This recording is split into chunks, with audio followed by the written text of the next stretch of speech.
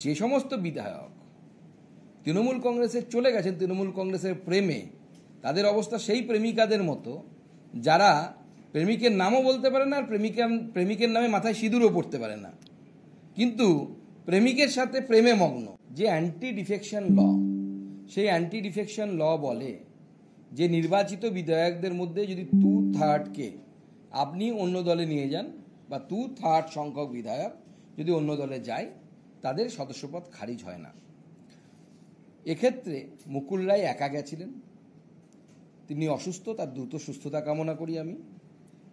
কিন্তু তিনি যে অনৈতিক কাজ করেছিলেন, সেই অনৈতিক কাজের জন্য আজকে আদালত তার সদস্যপদ খারিজ করে দিল। এবং এটা আমার মনে হয় একটি শিক্ষা সেই সমস্ত বিধায়কদের জন্য যারা বিভিন্ন সময় তৃণমূল কংগ্রেসে চলে গেছে, কিন্তু তারা বলতে পারছে না প্রকাশ্যে যে আমরা তৃণমূল কংগ্রেস করি। মুকুলবাবু ধরা পড়েছিলেন কারণ পাবলিক অ্যাকাউন্টস কমিটিতে তাকে মমতা বন্দ্যোপাধ্যায়ের নাম দিয়ে দিয়েছিলেন এবং তার ছবি দেখা গেছে তৃণমূল কংগ্রেসে তিনি জয়েন করেছেন।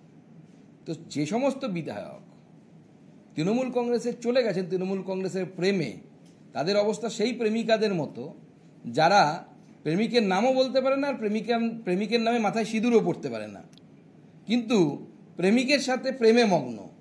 তো তাদেরকে বলবো, নিজেদের প্রেমিকের নাম স্পষ্ট করে বলুন আর আদালতের সামনে আসুন, আবার জনতার ভোটে জিতে আসুন যদি ক্ষমতা থাকে, যদি দম থাকে।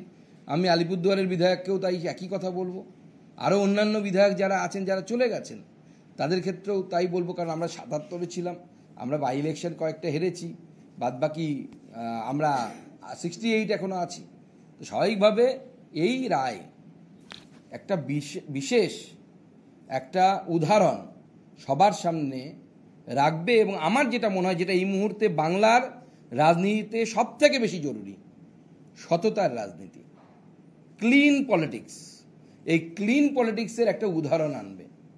পলিটিক্স এরকম নোংরা হতে পারে না, পলিটিক্স এত দুর্গন্ধযুক্ত যেটা তৃণমূল কংগ্রেস করে ফেলেছে হতে পারে না। এবং আমি আপনাদের যে প্রশ্ন, সেই প্রশ্নের সূত্র ধরে আরও একটি পয়েন্ট রাখতে চাই। আমাদের অধ্যক্ষ তার সিদ্ধান্তকে খারিজ করে দিয়েছে। গত কয়েকদিন আগে এই অধ্যক্ষ সাহেব, আমাদের পশ্চিমবঙ্গ বিধানসভার অধ্যক্ষ সাহেব, পশ্চিমবঙ্গের বিজেপির টিকিটে নির্বাচিত একজন সাংসদ অভিজিৎ গঙ্গোপাধ্যায়, তিনি কোথাও একটা কিছু বলেছেন, তাতে অনুপ্রাণিত হয়ে লাফাতে লাফাতে তিনি বলছেন যে অভিজিৎবাবু তৃণমূলে চলে আসুন। ভাবুন আমাদের স্ট্যান্ডার্ডিটিটা কোন জায়গায় গেছে।